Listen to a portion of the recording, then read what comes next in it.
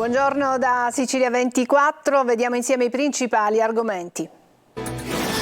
Assalto armato a Palermo, banda di rapinatori immobilizza la guardia giurata e ruba materiale alla ditta di Bella Costruzioni di Catania.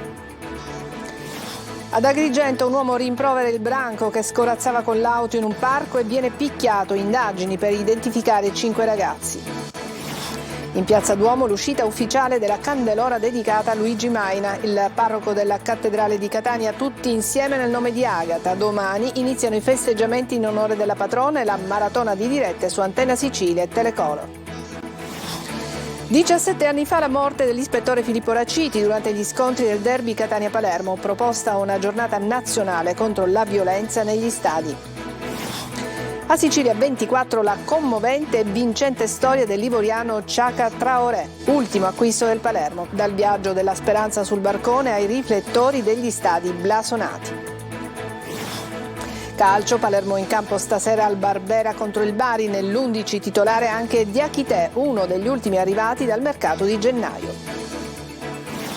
In Lega Pro, trasferta complicata per il Catania sul campo del Foggia. Domani tocca al Messina, attesa dalla sfida a salvezza con la Virtus Francavilla.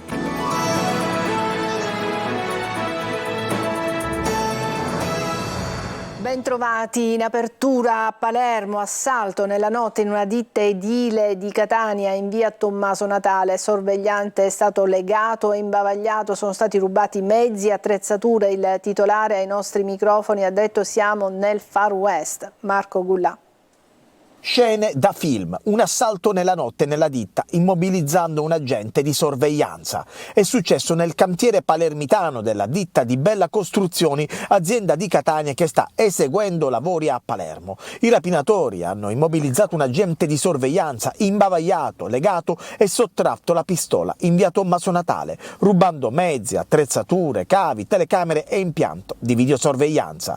Un piano organizzato alla perfezione per non dar modo agli investigatori di poterli identificare. Non è escluso che la banda avesse dei complici che attendevano fuori e che fungevano da palo. Quest'anno abbiamo subito diversi furti in campo mentre eseguivamo le opere, furti di cavi appena posati ed eseguiti, con grave danno sia per l'impresa esecutrice sia per il comune. Stiamo vivendo una situazione che pervade negativamente il nostro animo. Chiediamo un forte aiuto alle istituzioni.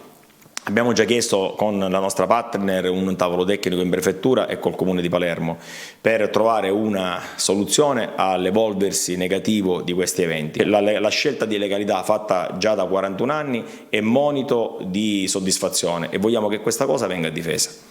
Adesso la ditta dovrà interrompere le attività lavorative, la banda ha infatti portato via tutto il cavo necessario ai cantieri e ai mezzi. La Di Bella stava effettuando i lavori di 2 lotti per l'efficientamento energetico della illuminazione pubblica di Palermo, lavori che erano già in fase di ultimazione, importo oltre 10 milioni di euro.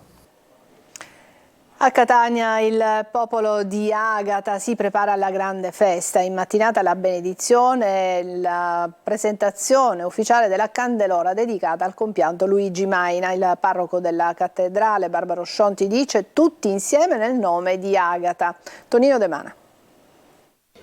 540 kg di peso, oltre 5 metri d'altezza in stile neoclassico con in alto la boccia, tanto cara al compianto commendatore Luigi Maina a cui è proprio dedicata la 15ª candelora della festa di Sant'Agata. Di minuto in minuto sale l'attesa per una festa di popolo che attira l'interesse di milioni di persone. Un sole primaverile bacia Piazza Duomo che inizia a gremirsi di turisti e curiosi. Immancabile il passaggio in cattedrale dove sono tante le scolaresche in visita che si protrae anche a Casa Vara dove il Ercolo, già tirato a lucido, viene osservato nei minimi particolari. A guardarlo da una posizione privilegiata c'è il parroco della cattedrale Barbaro Scionti. Serenità e gioia di stare insieme. La legalità, così come le regole, servono allo stare bene insieme. Quindi la parola d'ordine, io direi soprattutto, è insieme nel nome di Agata. E dopo la benedizione di padre Antonio De Maria, la candelora dedicata a Maina muove i primi passi. Abbiamo deciso tutti insieme di intitolarla al caro commendatore Maina, che tanto ha fatto per la festa di Sant'Agata, sempre vicino ai cittadini, sempre vicino alle candelore, e noi siamo contenti di tenerlo vivo nel suo nome all'interno della festa che lui tanto amava. Probabilmente non verranno celebrate altre new entry, come conferma il presidente del comitato dei festeggiamenti agatini, Carmelo Grasso. Innanzitutto è l'ultima, non entreranno altre candelore. Il commendatore Luigi Maina ha dato tantissimo alla festa ed era giusto dare il tributo a lui. E sta per iniziare la lunga maratona televisiva che vedrà impegnati Antenna Sicilia e Telecolor e in streaming la Sicilia Web. Domani a partire dalle 10 è prevista la diretta per la processione per l'offerta della cera e l'uscita della carrozza del Senato. In serata dalle 19 alle 23 fuochi e spettacolo musicale in Piazza Duomo. Il 4 a partire dalle 5 del mattino con la messa dell'Aurora seguiremo in diretta il giro esterno di Sant'Agata. Il giorno successivo toccherà il giro interno del Fercolo con l'imperdibile processione in via Etnea, mentre il 6 vi faremo vivere la salita di San Giuliano, le suggestioni del canto delle monache benedettine ed il rientro in cattedrale. Oltre 40 ore di diretta per tutti, anzi, devoti tutti. Un uomo è stato aggredito e malmenato da 5 ragazzini alla Villa Bonfiglio di Agrigento. La sua colpa? Quella di aver rimproverato il branco che a bordo di un'auto scorazzava all'interno del parco. L'uomo è stato soccorso e è stato trasferito in ospedale e ci sono indagini in corso per identificare gli autori del pestaggio. Davide Sardo. Calci e pugni per aver rimproverato un gruppo di ragazzini che a bordo di un'auto scorazzavano all'interno di Villa Bonfiglio, nel cuore di Agrigento. Se l'è vista brutta ieri sera un 59enne agrigentino soccorso poi in ospedale con traumi sparsi. Il branco, composto da 3 ragazzi e 2 ragazze, è fuggito dopo l'aggressione lasciando l'uomo esamine per terra. Ad allertare le forze dell'ordine è stato lo stesso 59enne. L'uomo stava passeggiando a Villa Bonfiglio quando ha notato un'auto con a bordo 5 giovani scorazzare all'interno del parco. Così li ha ripresi e per tutta risposta è stato aggredito e malmenato. 3 ragazzi e 2 ragazze sono scesi dall'auto e lo hanno preso a calci e pugni prima di fuggire. Al via le indagini di polizia e carabinieri. Un aiuto potrebbe arrivare dalle telecamere di sorveglianza che avrebbero ripreso tutto. È da sottolineare l'estrema negatività della reazione dei giovani, ormai tipica e ricorrente nell'epoca social, ovvero la violenza e la spudoratezza. Un altro episodio che invita a riflettere su di una generazione emergente con molte eccezioni di connotazioni negative. Il fenomeno della devianza giovanile a Palermo rivela un disagio educativo ma anche il disagio del Sud. L'arcivescovo di Palermo Lorefice al nostro microfono individua nell'assenza delle istituzioni lo spazio per incentivare le forme parallele dello Stato, in primis quella del mercato della droga. Luca Ciliberti. Eccellenza, cosa sta succedendo a Palermo? Come mai si è sentito più volte il dovere di intervenire anche pubblicamente e anche spesso duramente? Succede quello che oggi purtroppo accade spesso nelle nostre città. Se i giovani oggi pensano di vivere il fine settimana nel segno del branco, è chiaro che c'è un disagio che è immediatamente educativo, ma dietro c'è il disagio del nostro Sud. Il sentimento sulle istituzioni è quello di essere assenti. È chiaro che tutto questo dà spazio anche a tutti questi fenomeni di violenza, fenomeni di manovolanza, fenomeni anche che incentivano le forme parallele dello Stato. Penso a che cosa non significa oggi l'affare della droga. Oggi ci sono invece poteri forti che illudendo i più fragili vogliono creare dipendenza. Il riferimento immediato è a chi vuole sfruttare il disagio sociale ed eventualmente vorrei anche rimandare alla responsabilità che hanno i nostri amministratori e i nostri politici.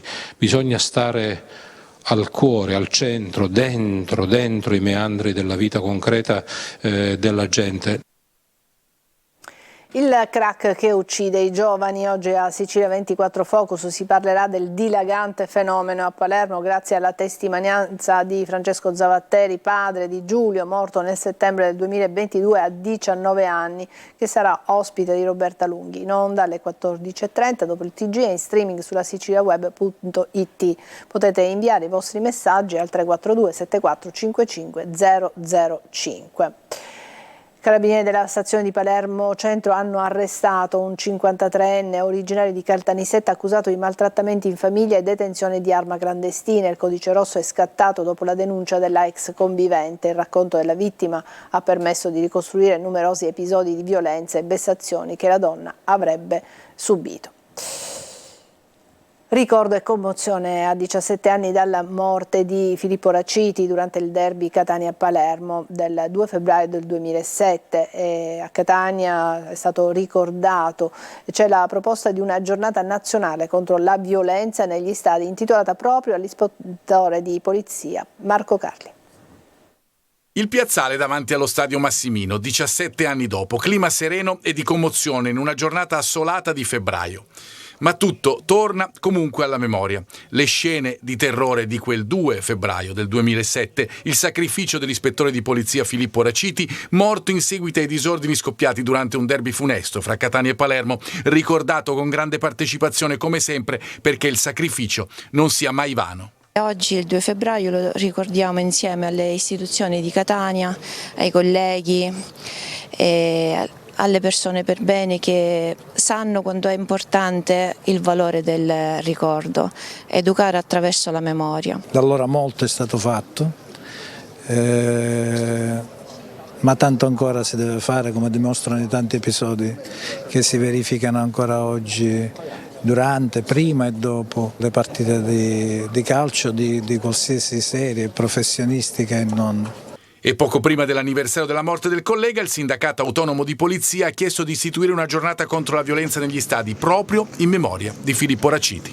È un'iniziativa che viene portata avanti, chiaramente deve essere poi sottoposta all'attenzione di quelli che sono gli organismi competenti per la individuazione e la previsione di una giornata. Se ciò fosse possibile, attraverso il suo sacrificio sarebbe ancora vivo tra noi, continuando ad educare contro la violenza negli stadi e oltre, rispetto per la vita e rispetto per le regole. Sarebbe una cosa bella e giusta, essenzialmente giusta. Adesso vi raccontiamo la storia dell'ultimo acquisto del Palermo. Chaka Traoré infatti ha già debuttato in Serie A e Champions League con il Milan, ma il suo percorso è stato tutt'altro che semplice. Ce lo racconta Francesco Triolo. Il viaggio di Chaka Traoré per vestire il rosanero è stato molto più lungo di un Milano-Palermo, una storia difficile, quella del nuovo giocatore di Corini, simile ai tanti giovanissimi ragazzi africani che ogni anno arrivano illegalmente in Europa. Lui, come loro, voleva realizzare il suo sogno e ci è riuscito, dalla periferia di Abidjan in Costa d'Avorio alla Serie A. Ma al suo arrivo l'impatto fu tutt'altro che semplice, con l'affidamento ai servizi sociali, perché il suo arrivo fu spacciato come ricongiungimento familiare. Così non era. Le prime partite quindi giocate sotto falso cognome, Sissè, nei Dilettanti e l'Audace, una società nei pressi di Parma. Nel frattempo l'inchiesta, lui fu considerato parte lesa della vicenda e da lì partì il suo sogno, che ha preso forma quando è arrivato nelle giovanili del Parma, conquistando nel 2021 lo scudetto dei giovanissimi nazionali con i 2002 ragazzi più grandi di lui di 2 anni. L'esordio in Serie A il 10 aprile 2021 contro il Milan, un record. Il giovanissimo ivoriano è il primo calciatore nato nel 2004 a giocare in Serie A. Proprio ai rossoneri approda quell'anno alla primavera, che trascina sino alle semifinali Youth League. In questa stagione fa parte stabilmente della prima squadra rossonera, mette insieme 2 presenze in Serie A, condite da un gol ad Empoli, una in Coppa Italia, anche qui con un gol, e debutta in Champions League nella gara contro il Borussia Dortmund. Adesso l'arriva al Palermo, che su Traoré sta scommettendo. Può essere il nuovo Leao, dicono di lui, e proprio il portoghese è uno dei suoi grandi amici. Buonanotte amici rosanero, tutti allo stadio domani. Ciao. Continuiamo a parlare di sport. La vittoria di Yannick Sinner fa crescere la passione per il tennis, uno sport che nell'ultimo periodo sta avendo molto successo anche in Sicilia. Francesco Aloi.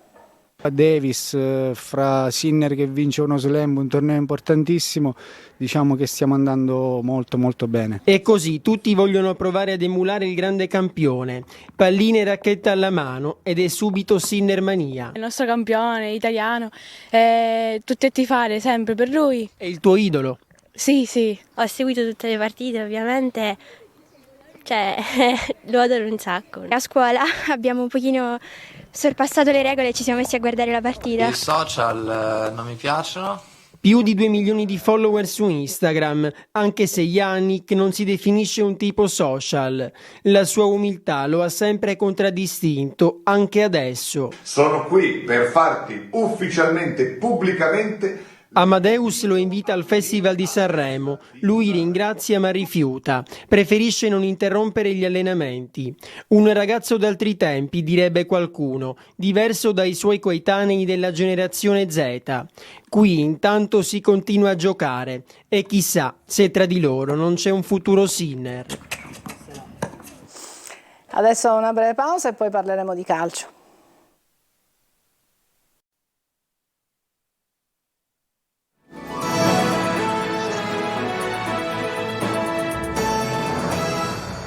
Eccoci alla politica, ancora 2 giorni per stemperare gli animi alla regione siciliana, 2 giorni per far placare le ire dei meloniani che hanno minacciato di ritirare gli assessori dalla giunta Schifani, ma l'indicazione chiara per tutti è che non ci sarà una crisi di governo, anche se dopo la bocciatura del salva ineleggibili e le nomine dei manager in assenza agli assessori di Fratelli d'Italia nella maggioranza di centrodestra in Sicilia ci sono cose da chiarire. Maglio Viola.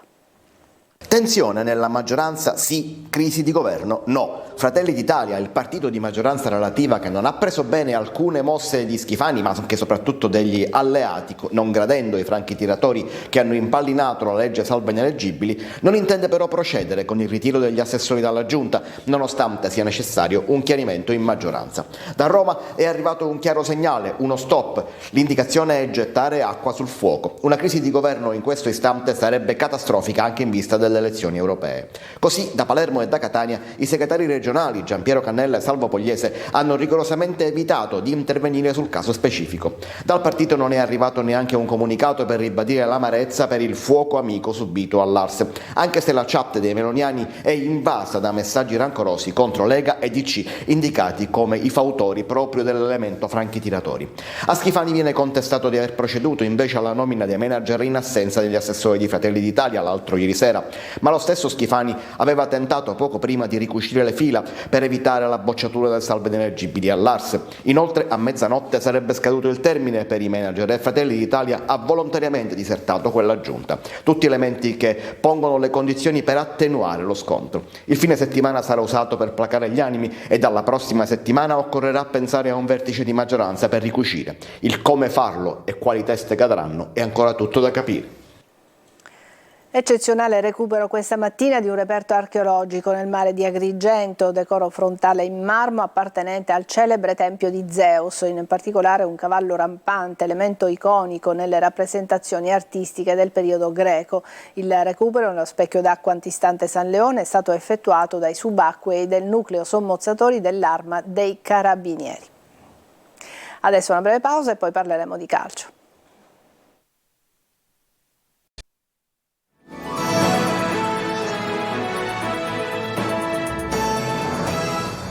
Ed eccoci al calcio, stasera in campo il Palermo che alle 20:30 al Barbera affronterà il Bari. Uno degli ultimi acquisti di Achite dovrebbe partire dal primo minuto. Marco Gulla. Il mercato si è concluso con un colpo ad effetto, l'arrivo del promettente attaccante dal Milan Chaka Traoré, esterno veloce e che potrà rappresentare un upgrade per l'attacco del Palermo, che però stasera dovrà dare risposte anche sul campo. Al Barbera arriva il Bari, formazione ferita e contestata dal proprio pubblico, ma pur sempre insidiosa. Il mercato operato dal club rosanero è di assoluta qualità, un segnale mandato al campionato sulla promozione diretta, ma ovviamente il Palermo dovrà iniziare a correre a partire da stasera. Come la lettura che hai detto sul secondo posto, oggi il Parma, nonostante la sconfitta di Modena, ha preso una distanza rispetto alle altre. A tante squadre siamo in un margine di punti raccolto, di conseguenza si può fare qualsiasi cosa e noi dobbiamo pensare a fare il meglio nostro, che vuol dire cercare di vincere ogni partita e cercare di capire quando non ci riesci quanto ti distanzi da quella zona a cui vorresti ambire.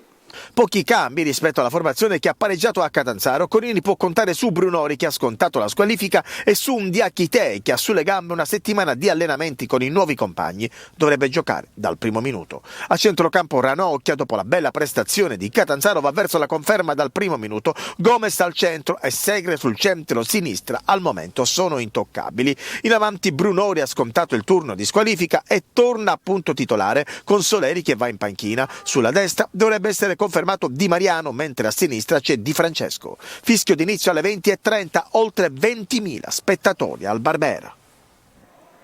Mercato finito, il Catania ha messo a segno 24 operazioni fra entrata e uscita. Stasera ulteriore verifica sul campo, i rossazzurri di scena saranno a Foggia. Marco Carli.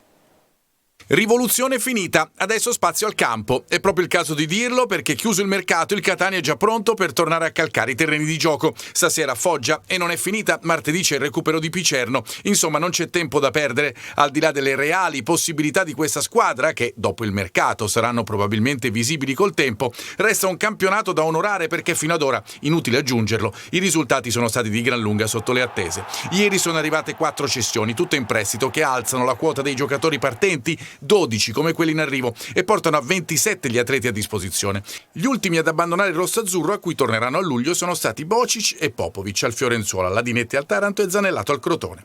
Mazzotta e Rizzo fuori lista. Insomma, un Catania diverso, che ormai nella formazione titolare presenta pochi elementi in rosa già l'estate scorsa. Sono di più i nuovi, da Costantino e Cianci, che devono dar fiato a Di Carmine, da Teio a Monaco e Conte, che fino al portiere Furlan. D'altro canto, con Lucarelli l'obiettivo è stato chiaro fin dall'inizio: giocatori da Catania. Se lo saranno fino in fondo lo dirà questo finale di stagione, a partire da stasera. Calcio d'inizio alle 20:45 allo Zaccheria, senza tifosi etnei provenienti dalla Sicilia. Dalle 20:15 scatta la diretta su Telecolor, collegamenti dallo stadio, commenti da studio e alla fine le interviste. 3 ore live per raccontarvi tutto sulla partita dei rossazzurri contro i pugliesi.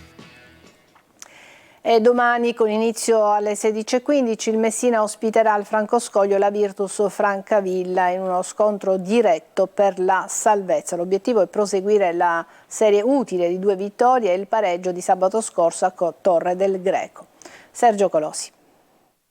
Ci sono partite che rappresentano il crocevia di un'intera stagione e possono lasciare il segno. La sfida di domani pomeriggio al Francoscoglio contro la Virtus Francavilla risponde a questa logica per una serie di motivazioni. Innanzitutto è uno scontro salvezza con le 2 squadre divise da 5 punti e i giallorossi impegnati a respingere gli assalti dei pugliesi. Per il Messina, che nel turno successivo giocherà ad Avellino, si impone un risultato positivo per proseguire la serie utile di 3 turni e tenere a distanza il Francavilla, che non è da meno perché nelle ultime 2 settimane ha pareggiato a Crotone e battuto il Foggia. Altri temi della gara sono il mercato e le assenze. Mentre la società pugliese ha operato interventi mirati per rinforzare l'organico al pari delle altre squadre in lotta per la salvezza, il Messina, ad eccezione di Rosafio e Civilleri, ha preso soltanto giovani in prestito. 2 di loro potrebbero esordire contro la Virtus Francavilla. Ci sarà in porta all'esordio assoluto Edoardo Piana al posto dello squalificato Fumagalli.